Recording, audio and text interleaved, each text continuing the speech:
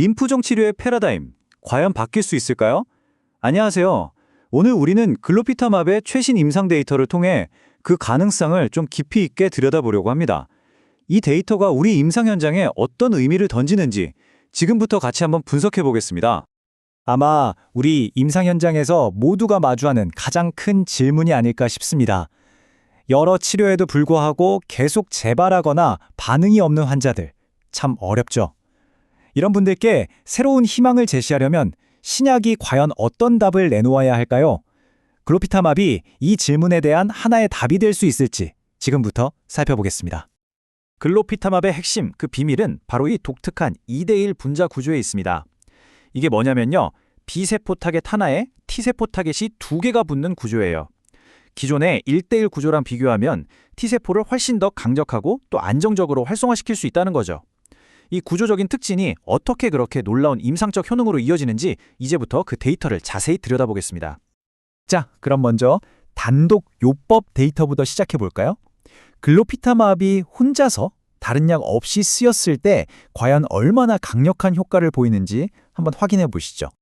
자, 첫 번째 핵심 데이터입니다. 57.1%. 이게 무슨 숫자냐면요, 여러 치료에 실패한 재발성, 불응성, 미만성 거대 비세포 림프종, 그러니까 RR-DLBCL 환자분들에게 글로피타맙 단독요법만으로 달성한 완전 관해율, CR입니다. 이미 2차, 3차 치료에도 실패했던 정말 치료가 어려운 환자군에서 절반 이상의 암세포가 완전히 사라지는 반응을 보였다는 거, 이건 정말 주목할 만한 결과죠. 그러면 더 어려운 환자군에서는 어땠을까요? 바로 BTP 억제제 치료 후에도 재발한 멘틀세포 림프종, RRMCL 환자들입니다. 아시다시피 이분들은 사실상 쓸 수 있는 표준 치료 옵션이 거의 없는, 예후가 정말 안 좋은 환자군이잖아요. 그런데 이 환자군에서 달성한 완전 관해율이 무려 78.3%에 달합니다. 이건 뭐 압도적인 수치라고밖에 할 말이 없네요. 자, 이 표가 바로 MP30179 연구 결과를 요약한 건데요. 보시는 것처럼 치료가 정말 까다로운 이 두 환자군 모두에서 굉장히 높은 반응률, 특히 완전 관해율을 보여줬습니다. 근데 더 중요한 게 있어요. 이 반응이 그냥 잠깐 나타났다가 사라지는 게 아니라 아주 깊고 오랫동안 지속됐다는 겁니다.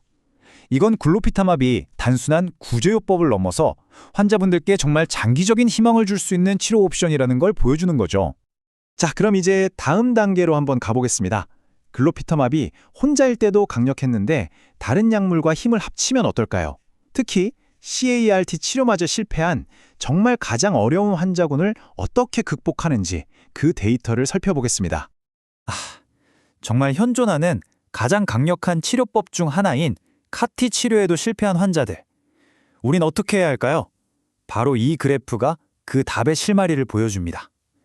카티 치료에 실패했거나 혹은 고등급 비세포 림프종 같은 정말 초고위험군 환자들에게 글로피타맙과 폴라투주맙을 같이 썼을 때 전체 반응률이 78.3%, 완전 관해율은 거의 60%에 육박했습니다. 이건 말 그대로 치료의 막다른 길에 다다랐다고 생각했던 환자분들에게 새로운 길을 열어준 데이터라고 할 수 있습니다. 그리고 이 병용 요법이 얼마나 가치 있는지는 이 숫자 33.8개월에서 더 명확해집니다. 전체 생존기간의 중앙값이 거의 3년에 가깝다는 건데요. 이건 이 초고위험군 환자들이 단순히 반응을 보이는 걸 넘어서 실질적인 장기 생존을 기대할 수 있게 됐다는 걸 의미합니다. 정말 대단하죠? 자, 이제 아마 가장 흥미로운 데이터일 겁니다. 글로피타맙을 이렇게 후순위 치료가 아니라 아예 맨 처음 1차 치료에 썼을 땐 어떤 결과가 나왔을까요? 이건 이제 완치율 자체를 극대화하려는 완전히 새로운 도전이라고 볼 수 있습니다. 결과는 정말 놀라웠습니다. 98%. 네, 98%입니다. 이게 뭐냐면 코올리션 연구에서 새로 진단받은 고위험군 LBBCL 환자에게 표준 항암요법이랑 글로피타맙을 병용했을 때의 완전 관해율이에요. 그러니까 단 한 명의 환자를 빼고 치료받은 거의 모든 환자가 완전 관해에 도달했다는 뜻입니다. 이건 실로 전례 없는 수준의 결과라고 할 수 있겠습니다. 이 압도적인 완전 관해율이 그럼 실제 생존율로는 어떻게 이어졌을까요? 2년 추적 관찰 시점의 전체 생존율이 92%였습니다. 이건 그냥 반응률이 높다는 차원을 넘어서는 거죠. 고위험군 환자들의 첫 치료부터 완치를 목표로 하는 새로운 표준 치료의 가능성을 아주 강력하게 보여주는 데이터입니다. 네, 이렇게 강력한 효능만큼이나 중요한 게 바로 안전성과 투여 편의성이겠죠. 실제 우리 임상 현장에서 글로피타맙을 어떻게 안전하게 그리고 또 효과적으로 사용할 수 있는지 그 부분도 한번 짚어보겠습니다. 이렇게 강력한 면역 활성화 약물을 쓸 때 가장 큰 걱정은 역시 사이토카인 방출 증후군 CRS일 겁니다.